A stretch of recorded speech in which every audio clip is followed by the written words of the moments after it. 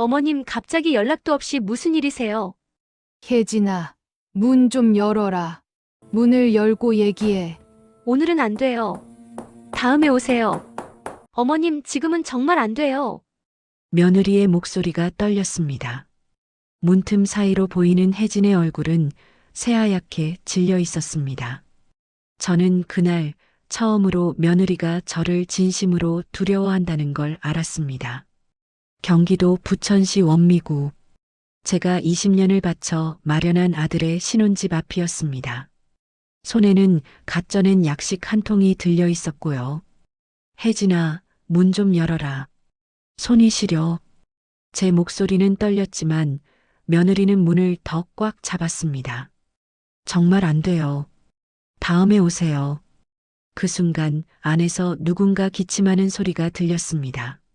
낯선, 나이 든 여자의 기침 소리였습니다. 제 심장이 쿵 내려앉았습니다. 저는 임순덕, 올해 65입니다. 남편을 마흔에 떠나보내고 혼자 아들 하나 키웠습니다. 새벽 4시면 일어나 아파트 계단을 닦았고 오후엔 식당 설거지를 했습니다. 손에는 굳은 살이 박히고 허리는 자주 삐걱거렸지만 멈추지 않았습니다. 아들 재훈이만큼은 남부럽지 않게 키우고 싶었으니까요. 재훈이가 대학을 졸업하고 직장을 잡았을 때 저는 본격적으로 돈을 모으기 시작했습니다. 목표는 하나, 아들에게 신혼집을 사주는 것. 청소 일로는 부족해서 밤에는 편의점 야간 아르바이트까지 했습니다. 하루 4시간 자면서 5년을 버텼습니다. 그렇게 모은 돈으로 부천의 작은 투룸 아파트를 계약했습니다. 전세금 1억 5천, 제 평생 모은 전 재산이었습니다. 재훈이가 결혼하기 딱 2달 전이었습니다. 엄마, 내가 나중에 다 갚을게. 아들이 울먹이며 말했지만 저는 웃으며 고개를 저었습니다. 아들 잘 되는 게 나한테 제일 큰 선물이야. 그런데 지금 그 집 앞에서 며느리가 저를 막고 있었습니다. 결혼한 지 석 달. 며느리는 단 한 번도 저를 집에 초대하지 않았습니다. 어머님, 아직 정리가 안 됐어요. 다음 주에 모셔올게요. 지금은 바빠서요. 핑계는 매번 달랐지만 결과는 같았습니다. 저는 그 집에 들어갈 수 없었습니다. 처음엔 이해하려고 했습니다. 요즘 젊은 부부들은 독립적이니까 그럴 수도 있다고요. 하지만 석 달은 너무 길었습니다. 명절에도 아들 생일에도 저는 그 집 문턱을 넘지 못했습니다. 그러다 오늘 참다 못해 불쑥 찾아온 것이었습니다. 어머님, 정말 곤란해요. 며느리의 목소리가 점점 높아졌습니다. 그때 안에서 또 기침 소리가 들렸습니다. 이번엔 더 가까이서 더 또렷하게. 혜진아, 안에 누가 있니? 제가 물었습니다. 며느리의 얼굴이 굳어졌습니다. 아무도 없어요. TV 소리예요. 하지만 그건 거짓말이었습니다. TV에서는 기침 소리 같은 게 나오지 않으니까요. 저는 그날 확신했습니다. 이 집에 분명히 뭔가 숨겨진 일이 있다는 것을요. 구독 눌러주시고 지금부터 이야기를 시작해 보겠습니다. 챕터의 갈등 확대. 분량 1800자. 그날 이후로 며느리는 제 전화를 받지 않았습니다. 아들한테 전화해도 마찬가지였습니다. 엄마, 나 회의 중이야. 나중에 연락할게. 툭 끊어지는 전화 소리만 들렸습니다. 저는 불안했습니다. 제가 뭘 잘못한 걸까요? 혹시 며느리한테 섣불리 집에 가려고 한 게 실수였을까요? 밤마다 뒤척이며 생각했지만 답은 나오지 않았습니다. 일주일 후 아들이 집에 들렀습니다. 엄마, 나 출장 간다. 광주에 한 달 정도. 한 달이나? 갑자기 회사에서 급하게 보내래. 아들의 얼굴은 피곤해 보였습니다. 눈 밑에 다크서클이 짙었고 뺨은 조금 꺼진 것 같았습니다. 재훈아, 너 요즘 밥은 잘 먹니? 응, 엄마. 걱정 마. 하지만 아들의 대답은 힘이 없었습니다. 혜진이는 잘 지내고 제가 조심스럽게 물었습니다. 아들이 잠깐 뜸을 들이더니 대답했습니다. 응, 잘 지내. 그 짧은 대답 속에 뭔가 숨겨진 게 있다는 걸 느꼈습니다. 재훈아, 엄마한테 할 말 없니? 없어, 엄마. 나 바빠. 아들은 서둘러 현관문을 나갔습니다. 그 뒷모습이 왠지 외로워 보였습니다. 저는 그날 밤 잠을 이룰 수 없었습니다. 핸드폰을 들었다 놓았다를 반복했습니다. 며느리한테 문자를 보낼까 말까 고민 끝에 짧게 보냈습니다. 혜진아, 나 어머니야. 요즘 잘 지내니? 보고 싶구나. 읽은 표시는 떴지만 답장은 오지 않았습니다. 다음 날 또 문자를 보냈습니다. 재훈이가 출장 갔다며? 혼자 외롭지 않니? 이번에도 읽음만 떴습니다. 사흘째 저는 참지 못하고 전화를 걸었습니다. 고객님이 전화를 받지 않습니다. 기계음만 들렸습니다. 며느리가 제 번호를 차단한 것 같았습니다. 가슴이 답답했습니다. 제가 도대체 뭘 잘못했길래 이렇게까지 해야 하는 걸까요? 저는 그날 결심했습니다. 아들이 출장 간 사이 직접 집에 가보기로요. 며느리가 뭘 숨기고 있는지 확인해야겠다고 생각했습니다.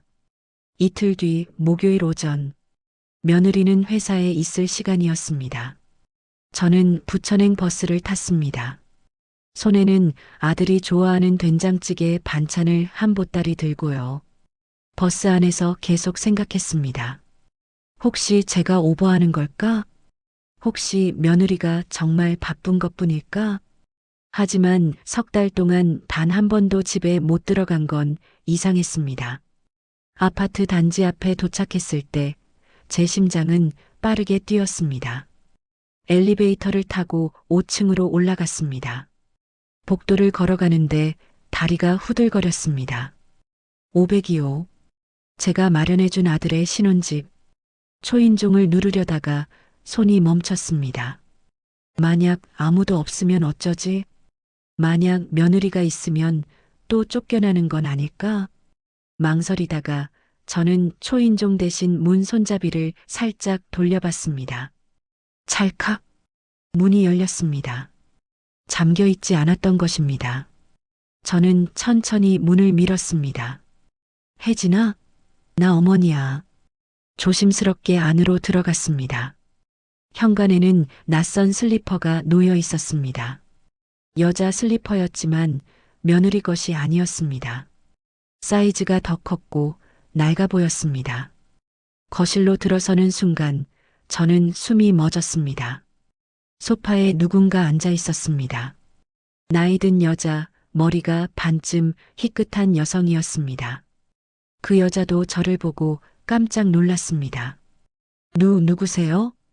여자가 떨리는 목소리로 물었습니다. 저도 떨렸습니다. 저는 이 집 주인 어머니인데요. 그 순간 거실에 침묵이 흘렀습니다. 여자의 얼굴이 창백해졌고 제 가슴은 쿵쾅거렸습니다. 이 여자는 누구일까요? 왜 제 아들 집에 있는 걸까요?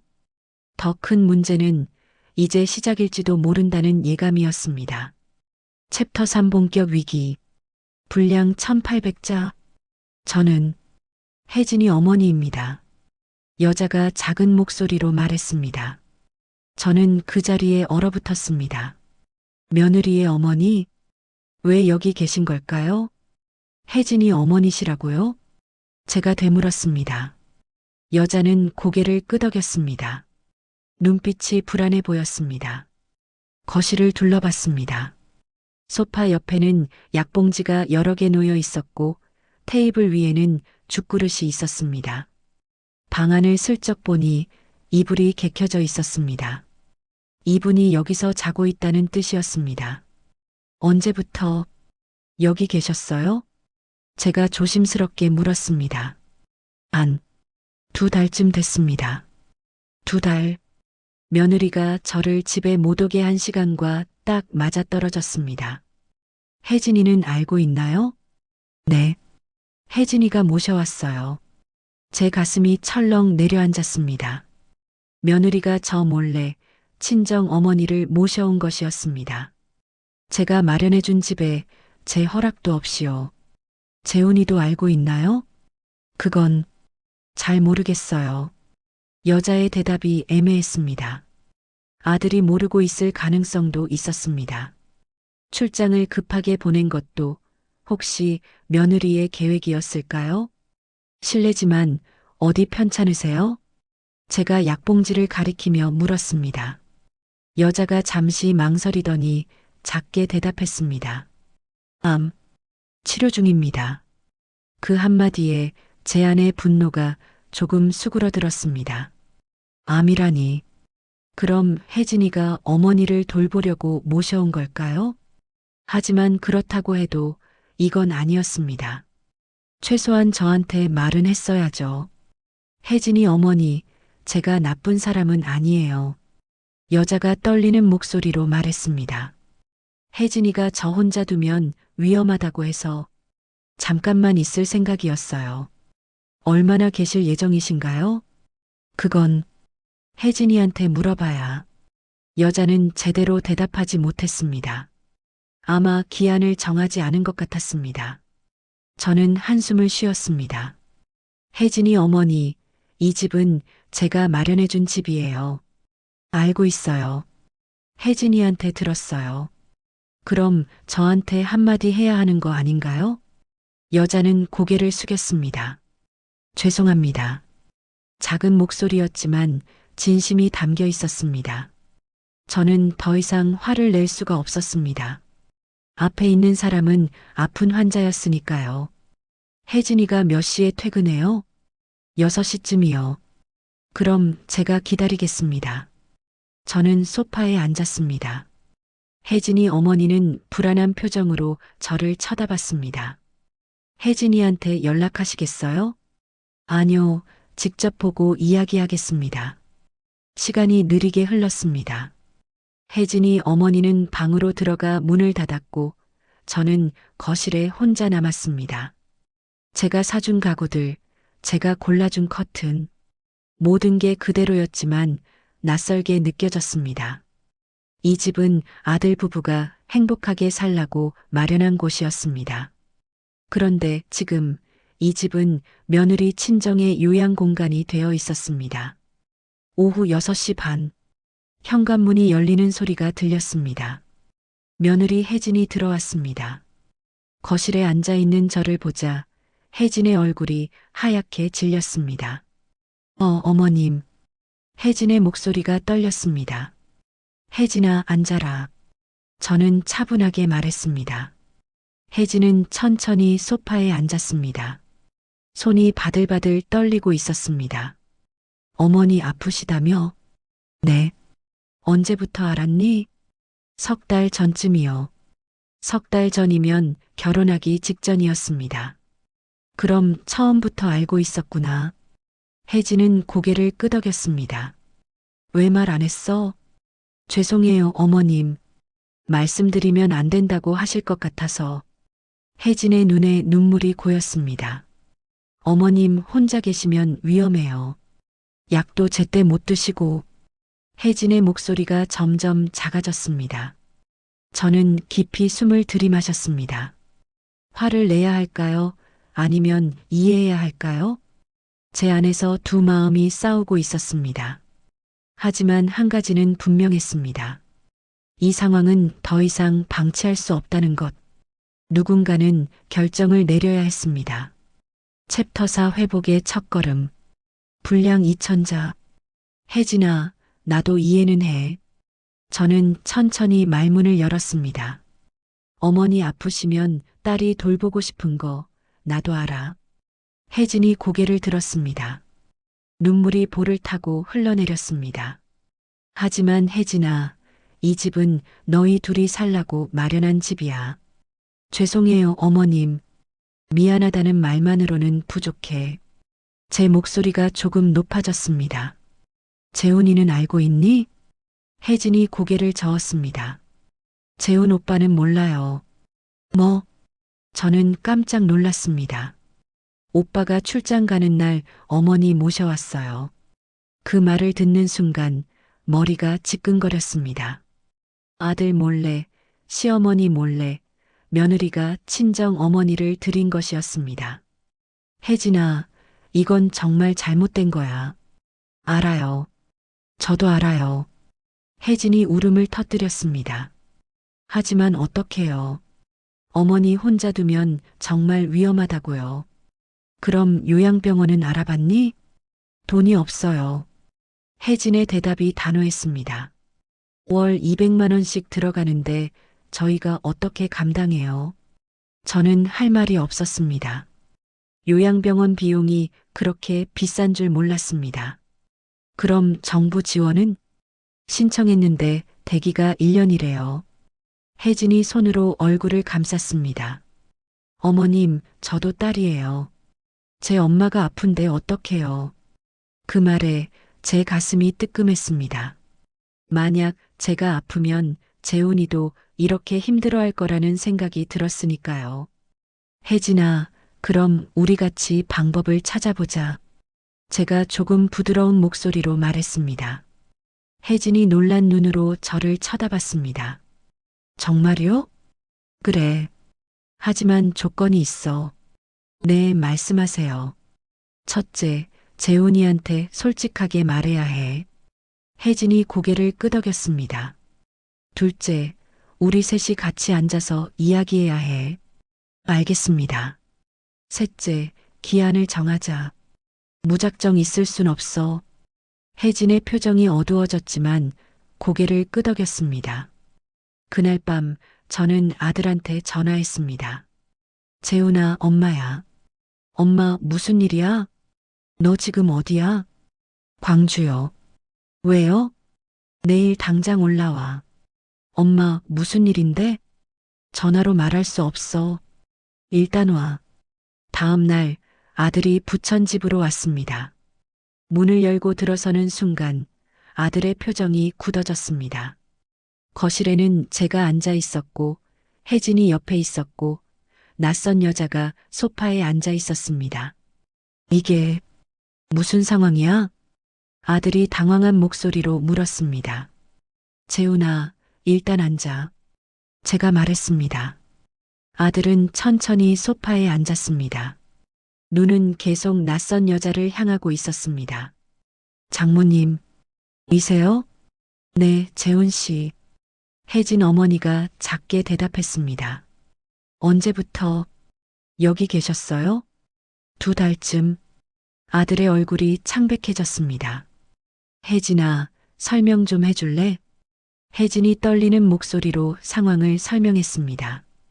어머니의 암 진단, 혼자 둘 수 없는 상황, 요양병원 비용 문제. 아들은 말없이 듣고 있었습니다. 표정을 읽을 수가 없었습니다. 왜 나한테 말 안 했어? 한참 후에 아들이 물었습니다. 오빠가 부담스러워할까봐. 그래서 몰래 모셔온 거야?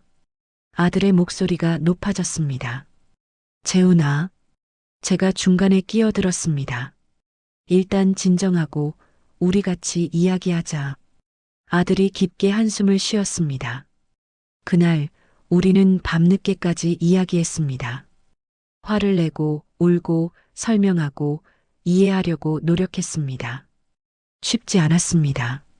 하지만 조금씩 서로의 마음을 나눴습니다. 밤 11시쯤 저는 조심스럽게 제안했습니다. 우리 내일 구청에 가보자. 구청이요? 혜진이 물었습니다. 응, 복지 담당자한테 상담받아보자. 우리가 모르는 지원 제도가 있을 수도 있어. 정말요? 그래. 혼자 고민하지 말고 같이 알아보자. 그 말에 혜진의 얼굴이 조금 밝아졌습니다. 아들도 고개를 끄덕였습니다. 엄마 말이 맞아. 우리 같이 알아보자. 그날 밤 저는 혜진 어머니와 짧게 이야기를 나눴습니다. 장모님 많이 불편하셨죠? 아니에요. 오히려 제가 폐를 끼쳐서 아니에요. 아프신 분을 어떻게 혼자 두겠어요. 고맙습니다. 짧은 대화였지만 서로의 마음이 조금 열린 것 같았습니다. 집으로 돌아가는 버스 안에서 저는 창밖을 바라봤습니다. 해결책이 보이는 건 아니었습니다. 하지만 적어도 우리는 이제 함께 문제를 마주하고 있었습니다. 그것만으로도 작은 희망이었습니다. 챕터 5 본격 대면. 분량 2,000자. 다음 날 오전, 우리는 부천시청에 갔습니다. 저, 아들, 며느리, 그리고 혜진 어머니. 네 사람이 복직과 상담실에 앉았습니다. 담당 주무관님은 40대 중반쯤 되어 보이는 여성이었습니다. 어떤 도움이 필요하신가요? 주무관님이 친절하게 물었습니다. 혜진이 조심스럽게 상황을 설명했습니다. 어머니의 암 투병, 경제적 어려움, 요양병원 비용 문제. 주무관님은 고개를 끄덕이며 메모했습니다. 먼저 확인할 게 있어요. 어머님 소득이 어떻게 되시나요? 국민연금 월 30만 원 받고 있어요. 혜진이 대답했습니다. 자녀분은 몇 분이세요? 저 하나예요. 그럼 기초생활수급 대상은 아니시겠네요. 주무관님이 안타까운 표정을 지었습니다. 하지만 장기요양 등급은 신청해 보셨어요? 그게 뭔데요? 혜진이 물었습니다.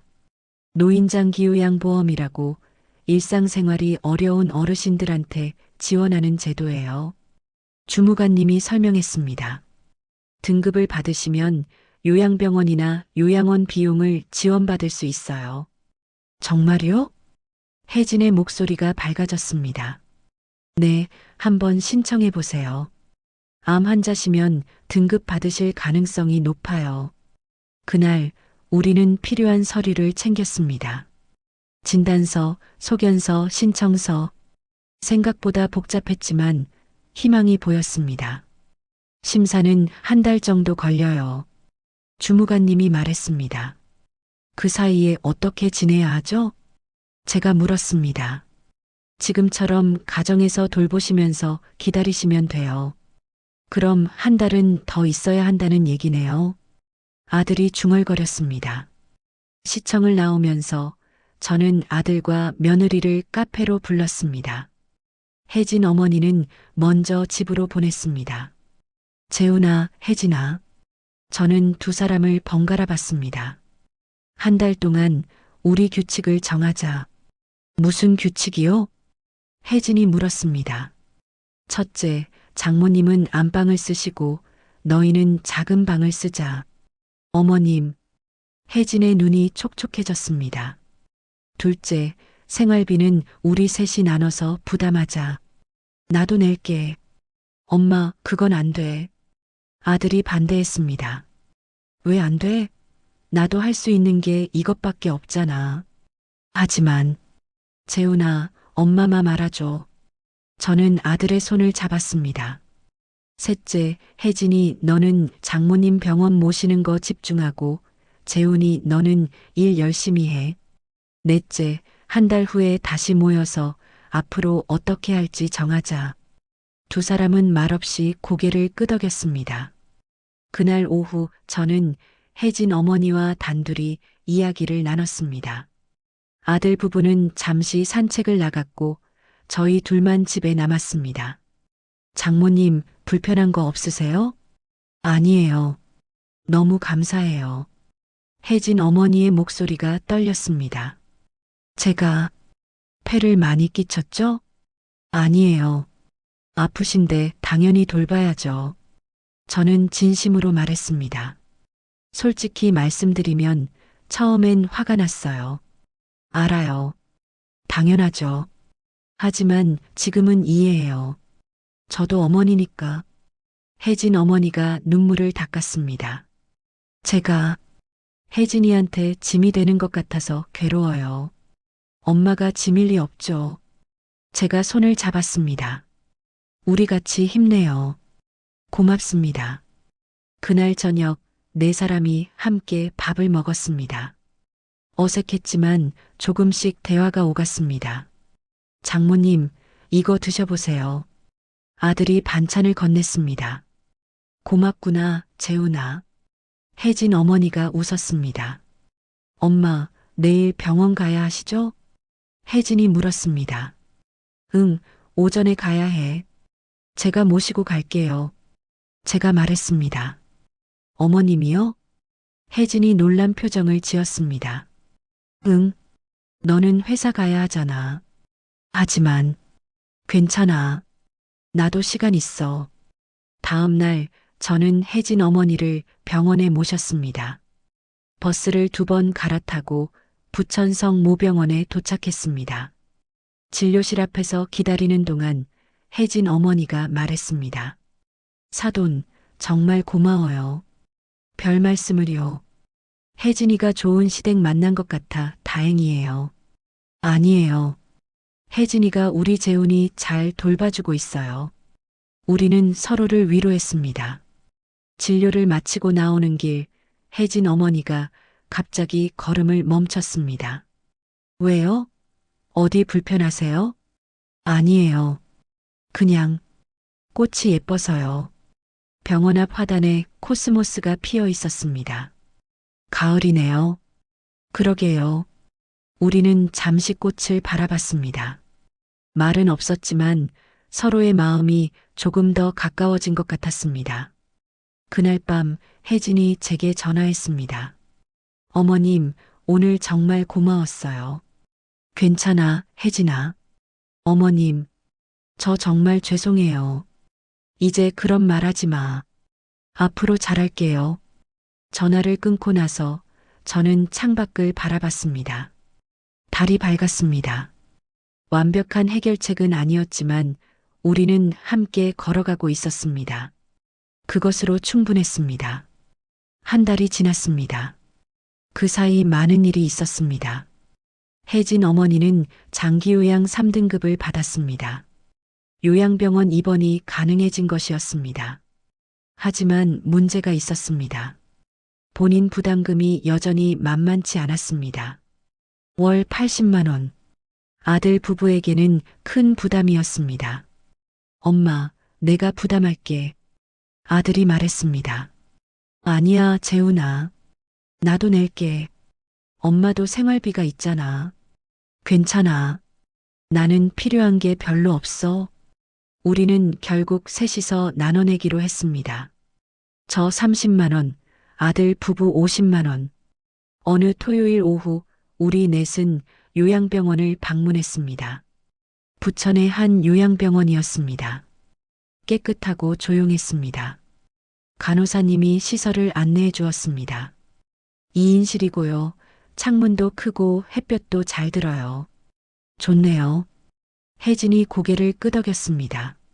식사는 하루 3끼 제공되고 간식도 나가요. 재활치료는요? 제가 물었습니다. 주 3회 물리치료 받으실 수 있어요. 돌아보니 혜진 어머니가 창밖을 보고 계셨습니다. 표정이 어두웠습니다. 장모님 괜찮으세요? 제가 다가가 물었습니다. 네. 좋네요.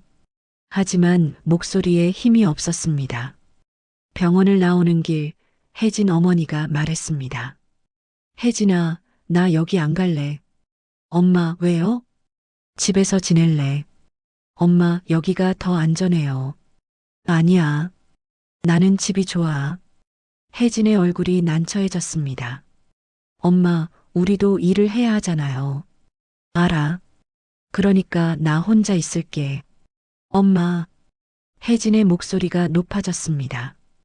혼자 있다가 무슨 일 생기면 어떡해요?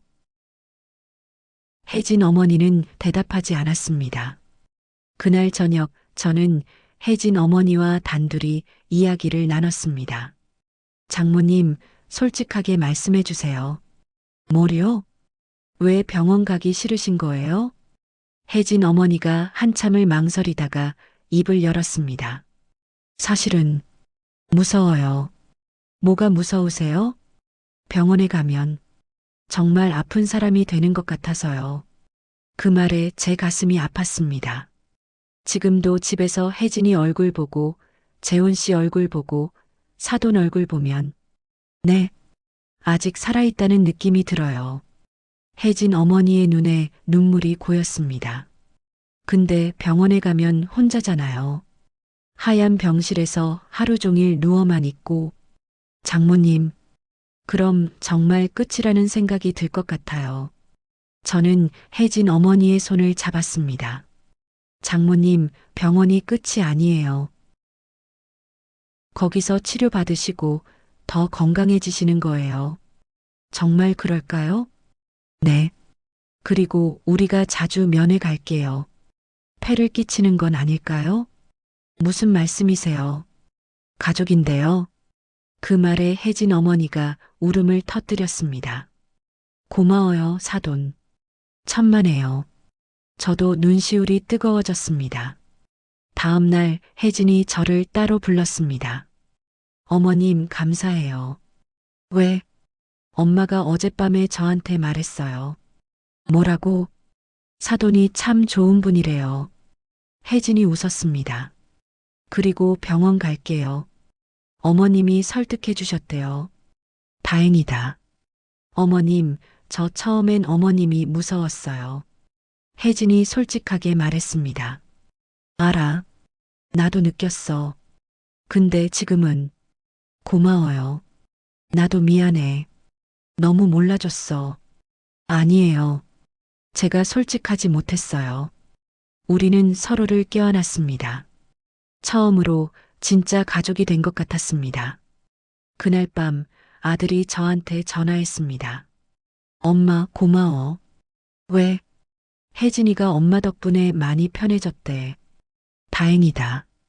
엄마, 나 사실 걱정 많이 했어. 알아. 혜진이랑 이혼까지 생각했거든. 근데 엄마가 중간에서 잘 풀어줘서 감사해. 재훈아, 엄마가 당연히 해야 할 일이었어. 전화를 끊고 나서 저는 깊게 숨을 쉬었습니다. 쉬운 길은 아니었습니다. 하지만 포기하지 않아서 다행이었습니다. 가족이란 완벽한 사람들의 모임이 아니었습니다. 서투르고 실수하고 상처 주지만 그래도 다시 손을 잡는 사람들. 그게 가족이었습니다. 이번 날짜가 정해졌습니다. 다음 주 월요일. 그 전날 일요일, 우리는 함께 저녁을 먹었습니다. 제가 직접 만든 갈비찜과 잡채, 혜진 어머니가 좋아하시는 메뉴였습니다. 장모님 많이 드세요. 아들이 밥을 더 퍼주었습니다. 고맙구나. 혜진 어머니가 웃었습니다. 예전보다 얼굴에 살이 조금 붙은 것 같았습니다. 엄마, 병원 가서도 잘 드셔야 해요. 혜진이 말했습니다. 알았어. 저희 주말마다 면회 갈게요. 그래. 식사를 마치고 설거지를 하는데 혜진이 제 옆에 섰습니다. 어머님, 제가 할게요. 괜찮아, 같이 하자. 우리는 나란히 서서 설거지를 했습니다. 어머님, 응? 정말 죄송했어요. 혜진이 조용히 말했습니다. 처음부터 솔직하게 말씀드렸어야 했는데, 이제 그런 말 하지 마. 어머님이 화내실 만도 한데, 오히려 도와주셔서 혜진의 목소리가 떨렸습니다. 혜진아, 저는 설거지를 멈추고 며느리를 봤습니다. 나도 처음엔 화났어. 정말 많이. 죄송해요. 근데 생각해봤어. 너도 딸이잖아. 내 엄마가 아프면 너도 힘들었을 거야. 혜진의 눈에 눈물이 고였습니다. 어머님, 앞으로는 숨기지 말고 같이 이야기하자. 네, 어머님. 우리는 다시 설거지를 이어갔습니다. 말은 없었지만 마음이 통했습니다. 다음 날 아침 병원으로 가는 차 안. 아들이 운전을 하고 저는 조수석에, 뒤에는 혜진과 혜진 어머니가 앉았습니다. 엄마, 괜찮으세요? 혜진이 물었습니다. 응, 괜찮아. 하지만 혜진 어머니의 손은 떨리고 있었습니다. 저는 뒤를 돌아봤습니다. 장모님 무서우시죠? 조금요. 괜찮아요. 우리가 자주 올게요. 네. 병원에 도착했습니다. 짐을 옮기고 병실에 짐을 풀었습니다. 간호사님이 친절하게 안내해 주었습니다. 보호자분들, 오늘은 함께 계셔도 돼요. 감사합니다. 우리는 병실에 둘러앉았습니다. 혜진 어머니는 침대에 앉아 창밖을 봤습니다. 엄마, 여기 좋죠? 혜진이 밝게 말했습니다. 응, 좋네. 하지만 목소리는 힘이 없었습니다. 저는 혜진 어머니 옆에 앉았습니다. 장모님, 힘내세요. 네, 사돈. 우리가 같이 있잖아요. 혜진 어머니가 제 손을 잡았습니다. 고마워요. 정말 고마워요. 저도 손을 꽉 잡았습니다. 그날 오후 우리는 병원을 나왔습니다. 주차장으로 걸어가는데 혜진이 울고 있었습니다. 괜찮아, 혜진아. 아들이 혜진을 안았습니다. 오빠, 엄마 혼자 두고 가는 거 너무 미안해. 엄마 괜찮으실 거야. 그래도 우리 주말마다 오자. 그리고 전화도 자주 하고. 혜진이 고개를 끄덕였습니다. 차 안은 조용했습니다. 집으로 돌아가는 길, 저는 창밖을 봤습니다. 가을이 깊어지고 있었습니다. 나뭇잎이 노랗게 물들었습니다. 어머님, 혜진이 제 이름을 불렀습니다. 응? 정말 감사해요. 괜찮아. 어머님이 아니었으면 저희 어떻게 했을지 모르겠어요. 우리 가족이잖아. 그 한마디에 차 안이 따뜻해졌습니다. 집에 도착해서 저는 혼자 차를 마셨습니다. 혀진 부부는 자기 집으로 돌아갔고 저는 제 집에 혼자 남았습니다. 조용했습니다. 하지만 마음은 편안했습니다. 우리는 함께 어려움을 이겨냈습니다. 완벽하진 않았지만 최선을 다했습니다. 그것으로 충분했습니다. 6개월이 지났습니다. 혜진 어머니는 요양병원에서 안정적으로 지내고 계셨습니다. 상태가 조금 나아져서 가끔 휠체어를 타고 산책도 하신다고 했습니다. 저희는 약속대로 주말마다 면회를 갔습니다. 처음엔 어색했지만 이제는 익숙해졌습니다. 사돈, 또 오셨어요? 혜진 어머니가 반갑게 맞아주셨습니다. 네, 장모님. 잘 지내셨어요? 네, 덕분에요. 얼굴에 웃음이 많아지셨습니다. 엄마, 이거 드세요. 혜진이 과일을 깎아드렸습니다. 고맙다, 혜진아. 엄마, 요즘 식사는 잘하세요? 응, 여기 밥이 맛있어. 가족처럼 대화를 나눴습니다. 어느 주말 면회를 마치고 돌아오는 길, 혜진이 제게 말했습니다. 어머님, 저희 임신했어요. 정말? 저는 깜짝 놀랐습니다. 네, 8주 됐어요. 축하한다, 혜진아. 저는 혜진을 껴안았습니다. 장모님께는 말씀드렸어? 네, 오늘 말씀드렸어요. 너무 좋아하셨어요. 그럼 그렇지. 어머님도 기뻐해 주시죠? 당연하지. 우리 손주잖아. 혜진이 활짝 웃었습니다. 그날 저녁 저는 혼자 산책을 나갔습니다. 집 근처 공원을 걸었습니다. 벤치에 앉아 하늘을 봤습니다. 별이 많았습니다. 지난 6개월을 떠올렸습니다. 화나고 답답하고 힘들었던 순간들. 하지만 포기하지 않아서 다행이었습니다. 만약 그때 제가 화만 내고 돌아섰다면, 만약 며느리를 이해하지 않았다면, 지금 이 평화는 없었을 겁니다. 가족이란 참 어려운 것 같습니다. 피로 맺어졌다고 저절로 가까워지는 게 아니니까요. 노력하고 이해하고 때로는 참아야 하니까요. 하지만 그 노력이 헛되지 않는다는 것도 알았습니다. 조금씩 천천히 우리는 진짜 가족이 되어가고 있었습니다. 며칠 후 혜진이 저를 신혼집으로 초대했습니다. 어머님, 저녁 드시러 오세요. 그래, 뭐 해줄 건데? 비밀이에요. 저는 약속 시간에 맞춰 집에 갔습니다. 문을 열자 맛있는 냄새가 났습니다. 어서 오세요, 어머님. 혜진이 앞치마를 두르고 반겼습니다. 뭐 이렇게 많이 준비했어? 식탁 위에는 갈비찜, 잡채, 나물 여러 가지가 차려져 있었습니다. 어머님 좋아하시는 거 만들었어요. 고마워, 혜진아. 아들도 옆에서 웃고 있었습니다. 엄마 앉으세요. 세 사람이 둘러앉아 밥을 먹었습니다. 엄마 다음 달에 병원에서 외출 허락 났대요. 아들이 말했습니다. 장모님이? 네, 하루 정도는 나오실 수 있대요. 그럼 우리 집에 오시라고 해야겠다. 좋은 생각이에요, 어머님. 혜진이 웃었습니다. 그날 다 같이 모여서 맛있는 거 해 먹어요. 그래, 그러자.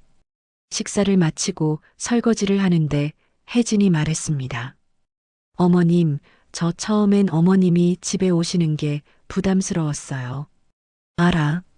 근데 지금은 편해요. 혜진이 수줍게 웃었습니다. 나도 혜진이 많이 편해졌어. 앞으로도 잘 부탁드려요, 어머님. 나도 잘 부탁해, 혜진아.